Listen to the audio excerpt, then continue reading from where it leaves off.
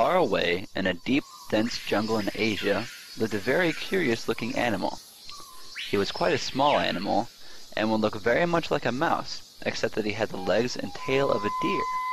His name was Mouse Deer.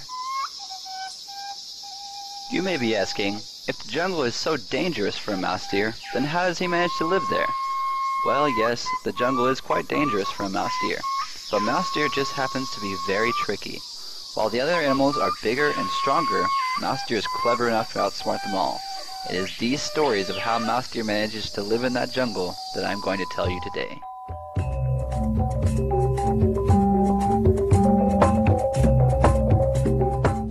One day, our friend Mouse Deer went to the river so that he could have a drink. Mouse Deer was not alone though. Crocodile was in the river waiting for him. Mouse Deer knew that the crocodile might be there, but he had to make sure. As loud as he could, Mouse Deer proclaimed, "This water looks so nice today. I wonder if it's warm. I will stick my leg in and see." Now Mouse Deer was not about to stick his leg in a river that might have a crocodile laying wait. Instead, Mouse Deer picked up a stick and slowly dipped it into the water. And sure enough, Crocodile, thinking it was Mouse Deer's leg, leaped up and snatched the stick in his jaws. "Ha ha ha ha ha! Don't you know the difference between a leg and a stick?" Mouse Deer laughed and then bounced back into the jungle to find a safe place to quench his thirst. Now this made Crocodile very mad. Crocodile really wanted to catch Mouse Deer and make him into his breakfast. The next day, Mouse Deer returned to the river to get a drink. He looked around and did not see Crocodile, just a log floating downstream. "Are you really a log?" Mouse Deer asked. Yes, I'm a log," said the crocodile. "Crocodile," Mouse Deer asked, "don't you know that logs can't talk?" And with that, Mouse Deer once again bounded away to find safer waters. The next day, Mouse Deer found himself walking along the riverbank when he noticed something.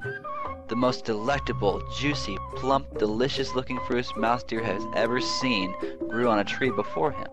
Unfortunately, the river, and in the river, Crocodile, stood between Mouse Deer and his tasty prize.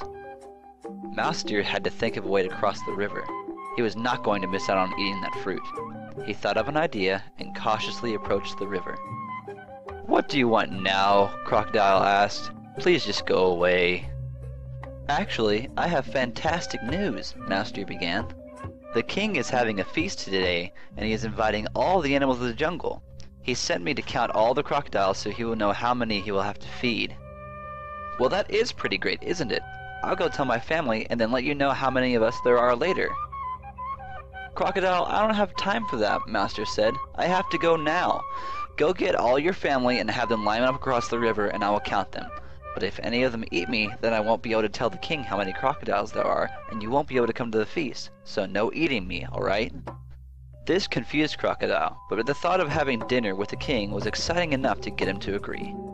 So Crocodile left and then returned with all the crocodiles in the jungle. They promised not to eat him and then lined up for Mouse Deer to count him. Mouse Deer's plan had worked. Mouse Deer hopped up on the backs of the crocodiles, counting as he crossed the river, and when he finally reached the other side, he laughed. "Ha! You crocodiles are fooled so easily. There's no feast, but I thank you for helping me cross the river." Mouse Deer got his fruit that day, and managed to make quite a few crocodiles very angry in the process.